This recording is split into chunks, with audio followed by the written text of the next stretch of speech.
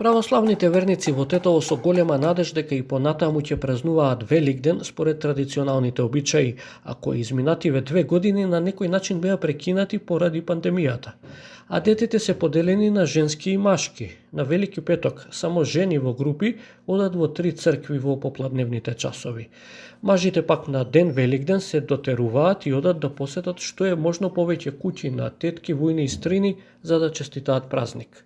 Па не би било лошо да има идење по гости, има луѓе што не се гледаат цела година, едино ваќе на празници може да се видат. Јас се надевам дека после пандемијава и више и се гледа крајот и дека ќе се одбележува на начин на кој што сме достојни, со целосно почитување на традицијата и ќе биде се како што било и порано. Па мора да се вратим и традиција и све. Да, без традиција нема ни прослави, нема ништо.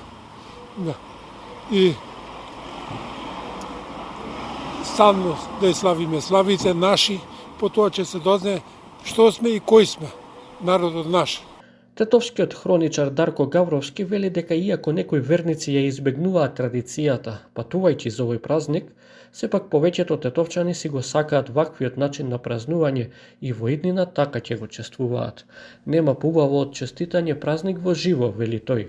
Мала пауза се направи овие последниве 2 години со ковид кризата, но сепак тетовчани оваа година се враќаат назад на старата традиционална прослава.